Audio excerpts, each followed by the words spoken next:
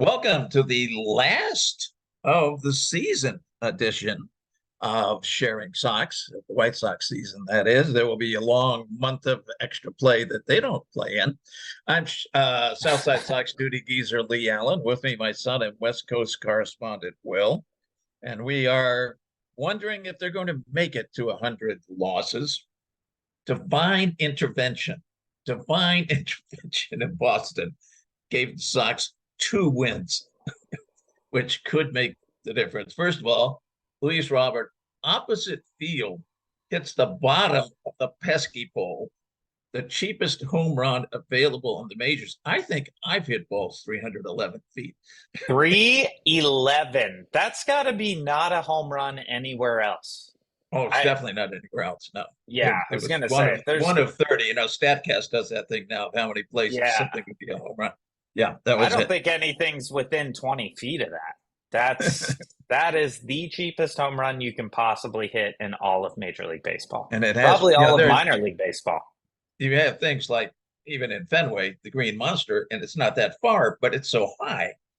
Yeah, you still have to have a low fence. It's not even a guy leaps up and makes the catch fence. It reaches down and makes the catch fence.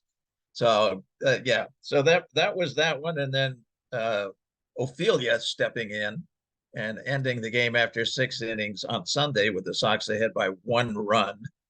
I have a feeling, because I looked at the forecast in Boston when that was going on, it looked like it was going to stop, maybe about 7 o'clock their time. But I have a feeling if that game was of the slightest bit of importance to anybody about other than people counting to 100, the umps would have stayed it out. But it made no difference to Boston. It makes no difference to the White Sox.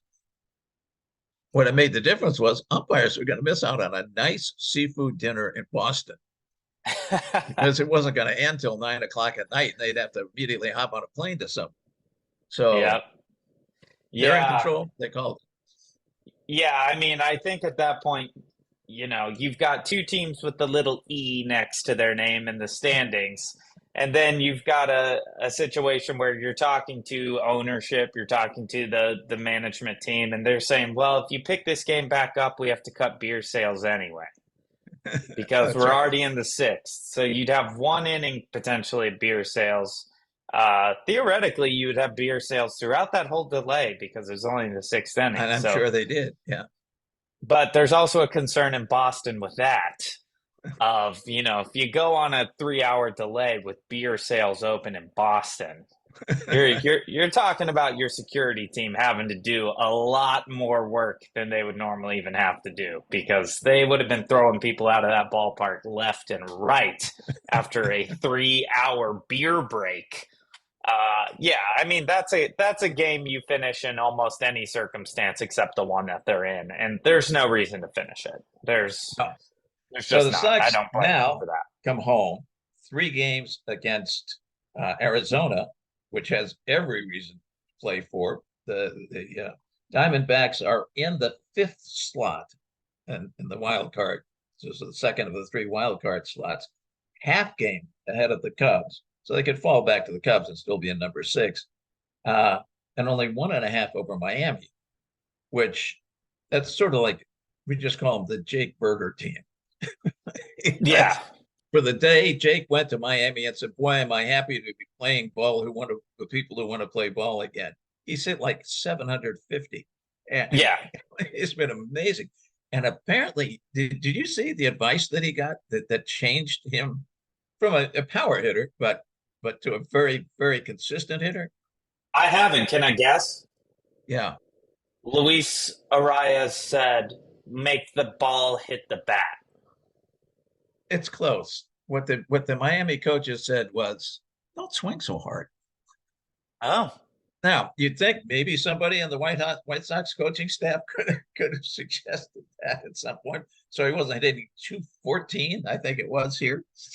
Do the White Sox even have a hitting coach? I think they do. They change every year, so I don't know. Yeah, I thought maybe they were just winging it at this point. Well, it's somebody from Kansas City, because we bring in everybody from Kansas City because they're desperate to find a team worse than us. I think it's interesting. It's kind of crazy too. So the Padres, who we finish with, are also in this weird position of all of the sudden being an excellent team. They've been terrible the They're nine entire and one year, in their last 10 games. Yeah. and they had just won 8 in a row. They are not eliminated. They No, are they're still in there. almost eliminated. And Almost then, eliminated. and I think one of those, now I looked at the pitching matchups with Arizona. Arizona has no pitching. They just got all this hitting. Their pitching stats show they're about average, but God, these starting pitchers, I think all of them maybe areas over 5. It's like they're coming from Well, Colorado. not Uh, Zach Gallen. I mean, they're not unless not facing Zach Gallen. oh, you mean of who they're facing? Yeah, Yeah, yeah. of the ones that are on the schedule. Now I don't know with the move back there may be some adjustment there, but they weren't set to face him. It's facing 3 guys with really high ERAs. Um, but I guess at the end it'll be interesting because in San Diego, normal rotation. Blake Snell will pitch the last game of the year. Now, a lot of times you have your superstar last game of the year, but then they'll be eliminated. Yeah, he doesn't pitch. But Snell is the leader for the Cy Young. Right. And And I think and it's a tight race. And it's and a it's a tight tight race. race. And I think he's going to want to pitch to solidify his numbers. I don't think he's going to be fearing the White Sox very much. So that's going to be interesting. So if they get to 99 losses by the last game, I think 100 looks looking really good. Well, and it's possible, it's unlikely, but it's possible the Padres will be playing for a wild card Yeah, spot on the last it, day. it's I, yes, it's I mean, extremely unlikely, but it's possible. everything has to go their way. They pretty much they have to win out, and everyone else pretty much has to lose out. But the White Sox are going to face two teams with something to play for, which is the beauty of this new scheduling, is that we're not seeing them play the Royals and the Tigers to end the season, which is usually what we're stuck with. An interesting thing, and maybe not this time, but at one show we should talk about it. There's a lot of talk about what was dissension, no clubhouse leadership, all the things that have been said about the Sox all season in San Diego. Big time. A lot of articles in the last couple of days saying this is a problem that they don't. I don't even know why you need clubhouse leadership. Frankly, I don't know what it's even about. Although it's cool to see Elvis Andrus kind of work with the young guys, but I don't know that has to be the whole clubhouse. It just was the rookies. He works with Sosa and he worked with Oscar Colas while he was up. But at any rate. Yeah, so that's going to be the end of the regular season. But before we take any break and everything, I have 2 words for you. Joe Kelly. Yeah, buddy.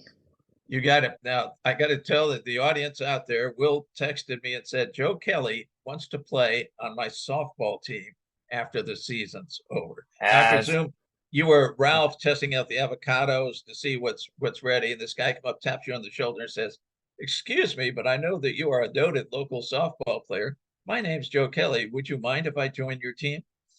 I think he's goofing.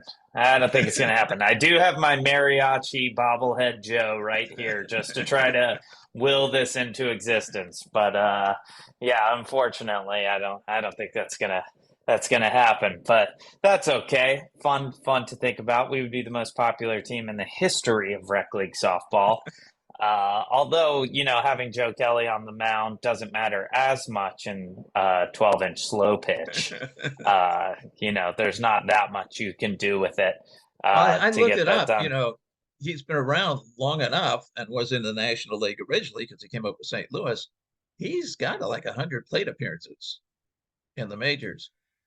There is no doubt in my mind And Joe Kelly can mash and slow pitch softball. Yeah, he hit 163. That's his career average, which well, for a position player, that's a lot better than Seve Zavala this year, incidentally. Pretty damn close to Sosa and Colas.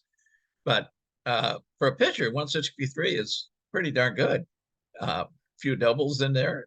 I think 163 at the major league level equates to 998 in slow pitch softball. And yes, and the one out will be because it was a line shot that stuck in the third baseman's glove. while he was falling backwards from the impact of Yeah. the shot. It's going to be a guy who was just avoiding the hospital and the ball ended up in his glove somehow. That's all that would be. Um, so we have our AL Central here, which let's just talk about our historically bad division for a second. So my prediction was wrong from last week. I fully admit the Twins are going to have a winning record. Yeah, Uh, we both thought that Cleveland was going to come from behind, but they've collapsed. so we are the only division in baseball that has a little X and four E's next to the other teams. We are the only division in which every team was eliminated and has been eliminated for a few Oh, for days quite now. some time. Yeah. Uh, that is unbelievably terrible. You've got the Twins, who are actually maybe kind of good. The only reason I'm saying that is they have a run differential of plus 102. Now, keep in mind, of course, and we talk about this a lot, they're playing the White Sox, they're playing the Tigers, they're playing the But less, Royals, but not but as often. less, but less. You know, So this 52 times instead of 76. That's a big difference. This Twins team, of course, I'm not going to come out and say that they're going to win their first playoff game since I've been alive, essentially, but uh, they may not be a team to totally walk over. They have some pitching this time. Yes, and that is going to be the big difference. They're going to play the wild card series. That's a guarantee. They're going to play in or And the in the play every nut is six, which right now could be Houston, could be Seattle. Texas has a bad week. It could be them. It could be Toronto. Um, all very good teams. there's no way that they win that series. However, actually, I shouldn't say that. It's in a shorter series. They're at home. The Twins are going to be at home. It's possible that this team makes it into the divisional series. I will say firmly, there is no way they make it to the ALCS. There No, is just no. no way. They are just going to go up against powerhouse offenses that even though the Twins have some pitching this time, it's not gonna make a huge difference. It's just they're gonna be up against really big things. But playing at home in the wild card series, they're looking Well, so and I much think better. particularly they can totally align their pitching. So if they want Sonny Gray Yes. to pitch game number one, Sonny Gray pitches game number one. Whereas for the three teams in the West, they could go down to Sunday having to win that And game, likely will. I mean, at least based to on how it Saturday. looks, So they are. they're not going to be able to arrange their pitching at all. They're going to have to do their best pitchers as soon as they can pitch them to get into the playoffs. Yeah, that's exactly right. The Twins are going to be able to set this up in their favor. And if they're at home and they're playing a fatigued uh, wild card team that just sneaks in, there's no doubt in my mind that whoever they're playing is better than the Twins. Oh Whoever yeah, they're I playing agree. is a better team. The West is just eating itself right now. Those three teams are excellent. Seattle, Texas. Seattle, of course, just got swept by Texas, which was really, really brutal way to come into the final week. Those teams are eating each other up, and their destinies are in their hands. They're playing each other this week. I mean, Yeah, the scheduling is really exciting. I actually think for the last week of baseball, that the Cubs on the other side, they are going to be playing the Braves and the Brewers, which the Cubs have a lot to play for. The Braves and the Brewers actually don't really. The Braves do need to win a couple games this week because what the Braves really don't want to they number do one seed. is let the Dodgers pass them. And what the Dodgers really don't want to do is let the Brewers pass them, which I believe is a lose out, win out scenario for that to even possibly happen. It might have actually, the ship might have sailed yesterday, actually. I have to double check on that. But the Cubs are playing really good teams. However, they are not going to see, the Cubs probably aren't going to see Spencer Strider unless it's for, a 5 inning warm up. You're probably not going to see Woodruff or Peralta unless it's a shorter inning tune-up for the playoffs. But the Brewers are in a position, they're going to play the wild card series. They're going to be able to align their people. The Brewers are in a Right. great spot. The Brewers have three great starters. And I mean, these guys are really good in Woodruff, Peralta, and Burns. They're going to be able to start that wild card series with those three guys in whatever order they want. Somehow they've got to score a run, but They got to score, but with those guys, you only got to score a couple, and they are just in a great position to make it to the NLDS. Now, the big issue there is whoever's waiting for them, which will most likely be the Dodgers. They got the week off, so they are also going to be able to rest and recuperate and shape up a pitching rotation that is not nearly as advantageous. I mean, for the Dodgers, the biggest thing going in their favor is that the Brewers are going to pitch those three guys right away. So in a dream world for the Dodgers, you need the Brewers to sweep that series, throwing Burns, Woodruff, and Peralta, so that you're not going to have to face all those guys in order when you play them. The Braves are sitting pretty, yeah, the Braves. I think it works out that you might face the first two, Right. because you got, if Burns is game number one, then he has game number two, he's off. Travel day, he's off. That's two. Game number three, he's off. Travel day before the next series, that's four. He's on regular rest for first game of the next round. Yeah, which will probably be Woodruff instead of Burns, but yeah, But they both would be 1 and 2 because it's the same rest situation because of those two travel days. Or Peralta would, yeah. Which is going to be interesting because you're going to see if the Brewers make it through their wild card series, which I think they will. You're potentially going to have a Woodruff Kershaw game one of the NLDS, which is very exciting. I mean, that's pretty cool playoff baseball right there. After that, we won't talk about. Well, no, that because of the White Sox tie-in, we should, because it looks like game number two is Lance Lynn. Yeah, He's back on. His last two games, he's been very good. Yeah, I was there last night for the walk-off win. If you get a chance, you should check out. They mic'd Miguel Rojas at shortstop, and while he was mic'd, very hard ground ball was hit to him, and he said, "Hold on, guys, just got to make this play real quick." While he's making the play, and then they were like, "Oh, good thing you did that." And he goes, "Yeah, good thing, because I don't want Lynn to be mad at me. I do not want Lynn to be mad at me." And I'm like, "Oh, wow." Lynn hasn't been around long, and he's already got Miggy Rowe a little afraid of making an error out there, which is fun. But Lynn, I mean, if you're a Dodger fan, Lynn was a hell of an acquisition from the White Sox. I mean, Kelly's been good too. I mean, Lynn is a much bigger deal, but Kelly's been good. Kelly's been solid if he can stay healthy. Lynn has had 1.5 bad outings, and other than that, has been stellar. I mean, really good. He's going out. He's throwing 6 or 7 innings each time. He's doing the Lance Lynn thing. He's going to give up a home run. Yet last night there was a guy on base, but there's usually not a guy on base even. So Lance Lynn, I mean, the Dodgers are thanking the White Sox right now for what's going on. That really looked like a good deal. I mean, they got a great deal for Lance Lynn and Joe Kelly. I mean, that was super smart. And it's fun to watch these guys who were on the miserable White Sox go other places and excel. The Cleveland picked up Giolito at the last second, essentially for free. He's not going to be in Cleveland next year.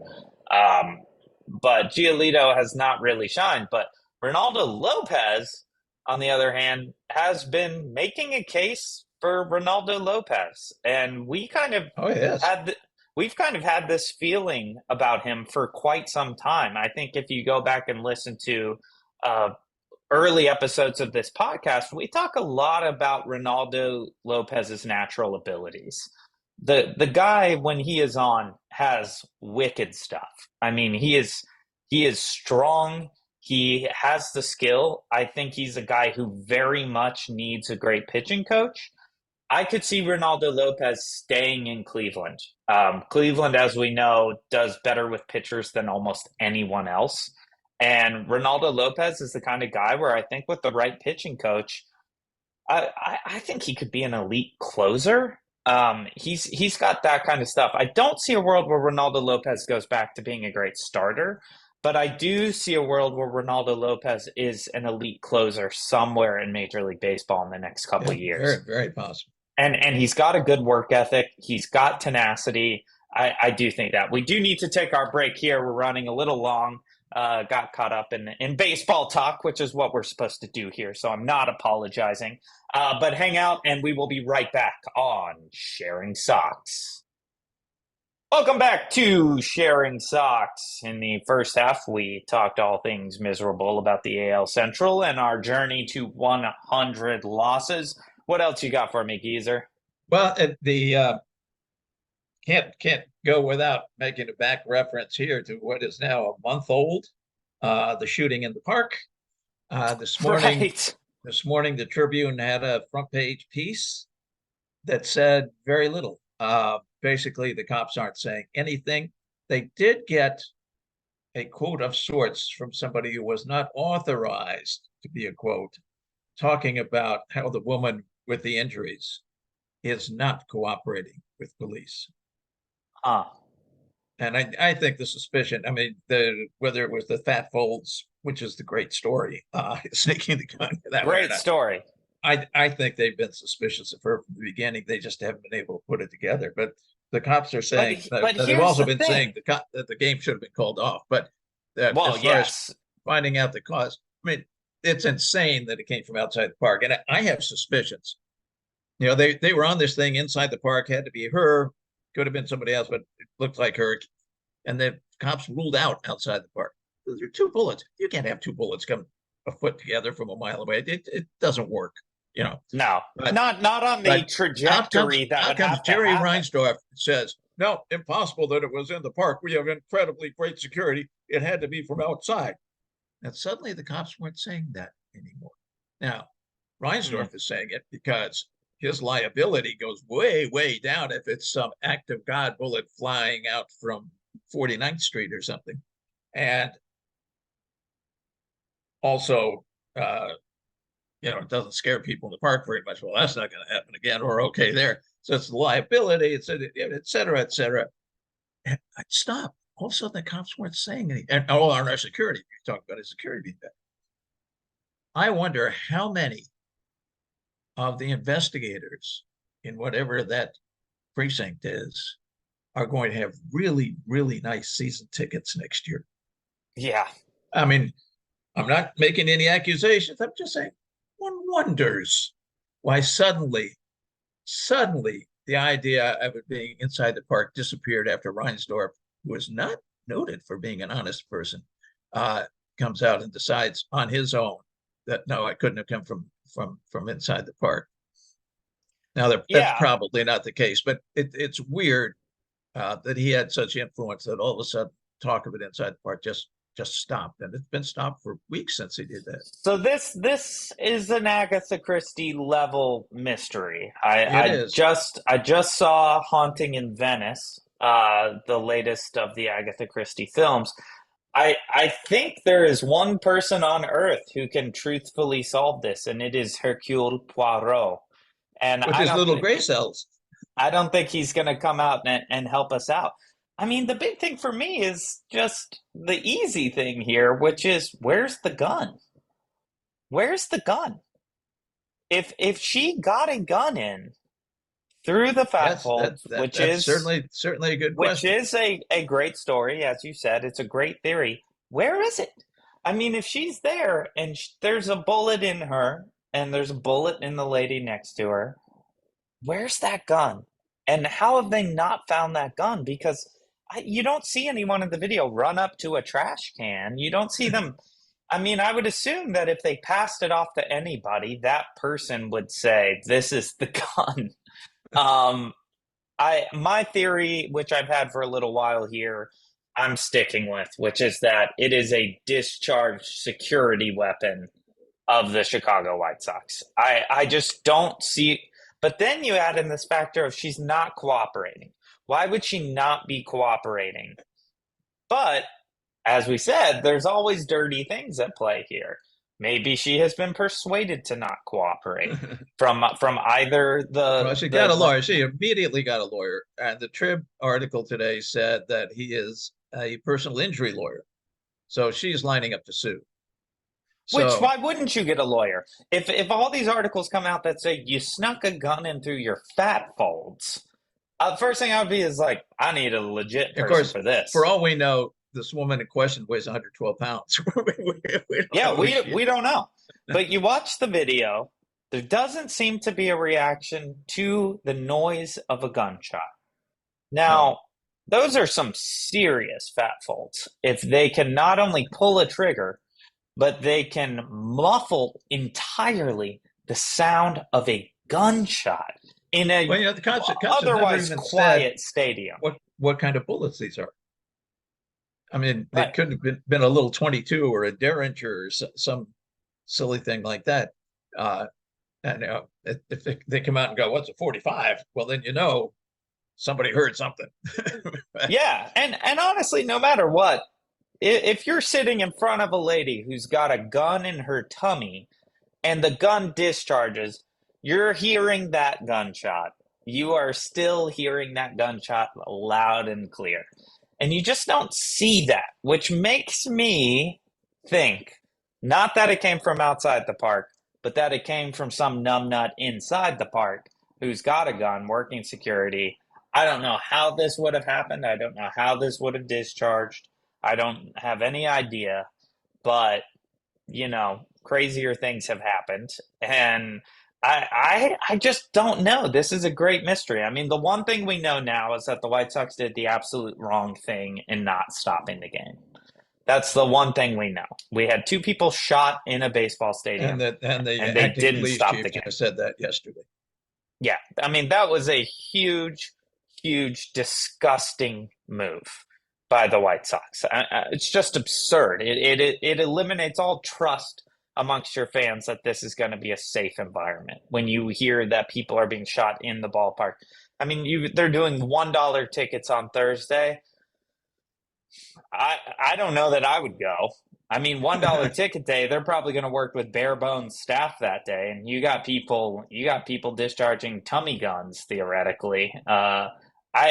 This is just a disaster on top of all the rest of the disasters. I think the fear on the other side of we call off this game right now and come up with whatever reason we can possibly come up with, you do have the distinct possibility of panic. That people are going to get yes, yeah. But you don't necessarily have to stop the game and say a gun was fired in the stadium. You don't have to stop it and say that, because that causes panic. Now, keep in mind, we're talking about a White Sox game. So the idea that there would be hordes of people running anywhere and you would have like a stampede scenario, pretty hard to do but with only like it was a bigger than usual crowd because they had that concert after. It was Friday night, and they have concert, fireworks, and all that kind of stuff. Which is exactly why they didn't stop the game, which is exactly why it's disgusting. I mean, they canceled the concert. Right, which is just crazier. It's just they did everything wrong. They made every wrong decision you can possibly make. And it seems like there's going to be virtually no repercussions for it, except for the lawsuit that's going to come from the lady who was just plastered all over the internet that she had a gun in her stomach. Well, nobody said who she is or shown a picture or anything. I've never seen anything that identifies her. But still, it's not a kind thing to have said as a possible theory. Eventually we're going to know who you are. I'm still leaning on the security guard discharged a weapon. Very possible. Very possible. I just don't see it. And it could have been a security guard, or it could have been a Chicago police officer. Well, I say there's one of our regular contributors on Southside Sox is a state trooper. And he said that the story that off-duty police officers are allowed to bring their guns into the park is not true. Yeah, that does not sound true. Yeah. That I can't imagine that to be the case, that they could bring their duty gun into the ballpark when they're off duty. I think it was likely an on duty person, which makes Yeah. it even worse. But I don't know. I don't know. And I don't know that we're ever going to know the truth of this. I'm very excited for the ESPN 30 for 30 or the Netflix documentary called Tummy Gun or whatever that will be. I will obviously be watching all 3 episodes in one sitting. But yeah, I don't know. It's absurd. It's absolutely absurd. And it just adds another level to this garbage season and fan experience that we've had. Uh, you are not going to the dollar game. I do know someone going to the dollar game. I'm honestly surprised because we know our friend Jerry Reinsdorf very well here that the Thursday game isn't $100 tickets with $500 parking because the guy is just awful to his fans. But I guess, when you're forced to move a game, uh, you finally decide that it's better to have people in the park buying $12 beers than it is to have them at home. Yeah, I mean that's the concept, all right. But you would think that would always be the concept for a team that And is it could be struggling to draw interesting. crowds.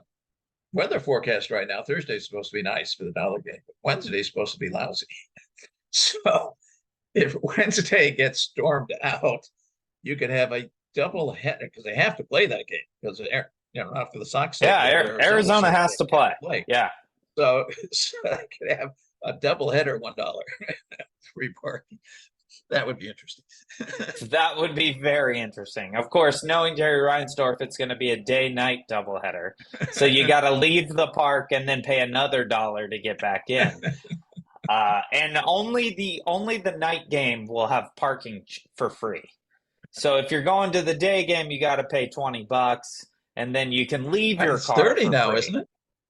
I don't even know. I don't know out there. But probably preferred parking is at least 30. I don't know about regular parking. But either way, it'll be interesting to see if anybody's attending any of these games for the rest of the year. I just don't know why you would.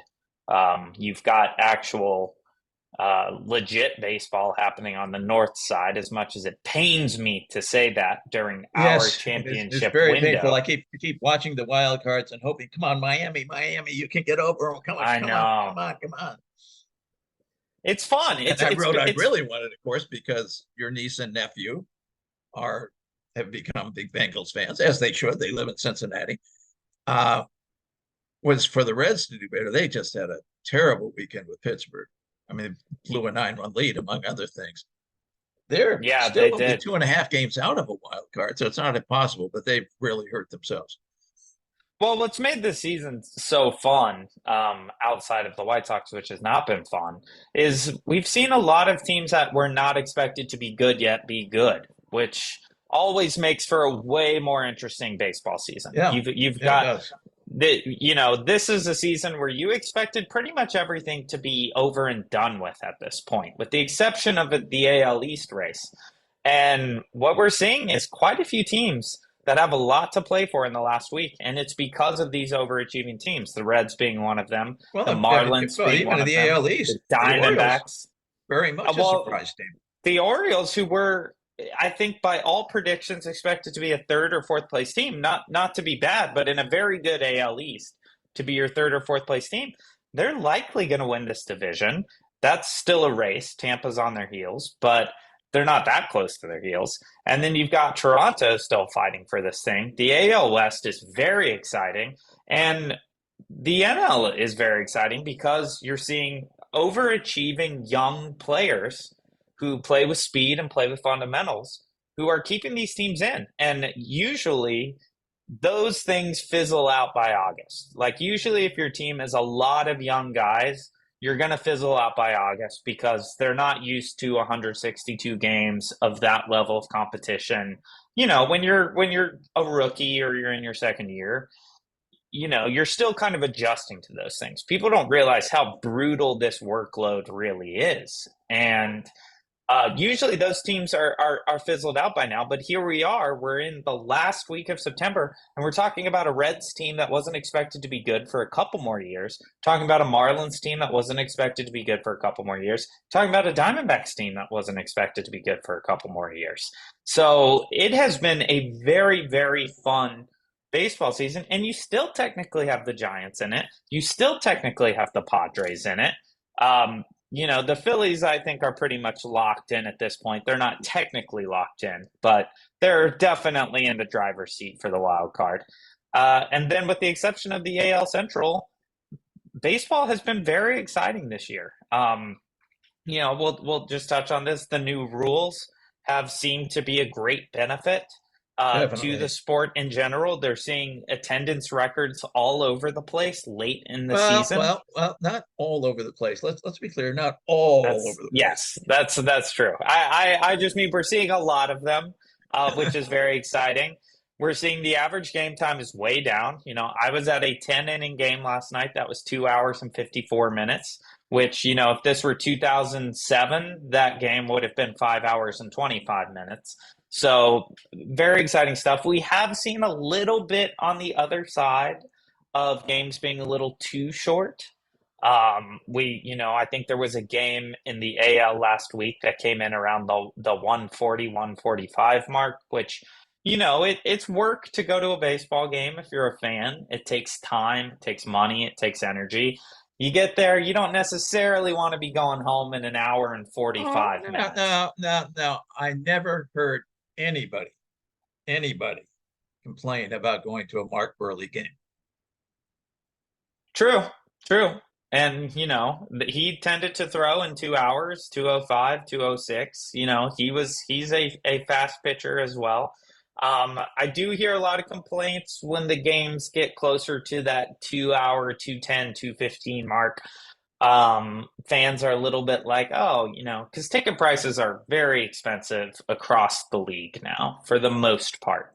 And you're talking about people who've saved up a lot of money and they go to the game, they're paying $15 for beers, and all of a sudden, you're an hour and 40 minutes in and you're in the eighth inning. And there has been some pushback on that. That said, I would much rather have that than the other type of griping, which is, why is this 3-1 and I think game that's going to be long? very minor griping, especially over time, because you're not losing any action. Correct. You're getting as many minutes of actual baseball being played as you did in the 3-hour game. Yeah, the complaint is not, we're about the actual game. The complaint is just about like, I came out with my buddies for this full day thing, and now it's ending up being a 2-hour thing.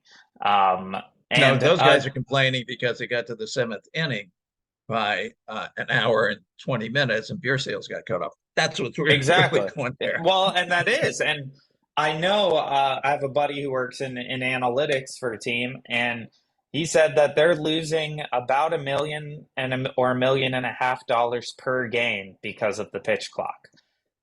Because you get to the bottom of the 7th so much faster. Some teams cut off in the 7th, some teams cut off in the 8th. You're getting there a lot faster now. And you're seeing a lot of beer sale losses. So it's really interesting. It'll be interesting to see how the teams feel moving forward. I know they're adjusting the rules slightly for the postseason. The pitch clock's going to be a little bit longer in the postseason. I thought they changed that back. I can clearly be wrong. I thought that they had officially changed it to a 20-second clock and 25 for the postseason. I may have missed the latest switch. But maybe we're both wrong. Maybe if you're listening to this podcast, comment on it and tell us we're both fools. But I mean, that was less about beer sales and more from the pitcher's requests of having to pitch so quickly in high leverage situations, which I do understand. I think it's actually smart to, because you're talking about adding 5 seconds. You're not talking about taking the clock away. I think it is the correct decision if they made it to give 5 more seconds on each of those things for the postseason. I mean, you worked this hard to get here. I think it's probably better in those high leverage, high pressure situations to give these guys a little bit more time to make these decisions. You don't want anything. The other thing is you really don't want anything in a playoff game to be a pitch clock violation on either the batter or the pitcher. You really, really don't want to see that in the postseason. And that's when guys are going to be very nervous. There's going to be tons of pressure. They're going to want to take a little more time. You don't want to get into a situation where you're in, a game 7 and a guy gets a called strike 3 because he wasn't facing the pitcher in time. That's garbage. That's the wrong way for that to go down. So I hope they did do that because a little bit more time makes sense. And you've got wiggle room. You've shaved off like over a half hour on average of games. So, extend that clock a little bit, put 15 minutes back on for the postseason. I don't think there's anything wrong with that. I think that's totally fair. We are out of time for this week, though. Do you have any final thoughts before we... Well, I said at the top, this will be our last one of the regular season. By the time we chat again on here, it will be in the playoffs and we'll have nothing White Sox to talk about. But at that point, I think we can take a look forward to what can happen with the White Sox as soon as the day after the World Series is over. And there's a lot. And look at those There's things. a lot that can happen. Yeah. There's going to be quite a bit. And of course, we'll be here to talk playoff baseball, even if it's not White Sox. We're going to see a lot of guys who were White Sox in the playoffs. And we always do. We always do. In fact, most years, it seems like when you get to the World Series, you're like, oh, a former White Sox versus a former White Sox. He had an ERA over 12 with us, and now he's got an ERA of 1.23, and he's averaging 11 strikeouts. World Series with Lance Lynn pitching to Jose Abreu. Could absolutely happen. And oh my gosh, can you imagine a high leverage World Series scenario where Joe Kelly is pitching to Alex Bregman in the World Series? I mean, if that doesn't make your mouth water as a baseball fan, I don't know what does. And we are right back there. That could absolutely happen again. But we will see you next time for some playoff baseball. Thanks so much for listening. This has been Sharing Sox.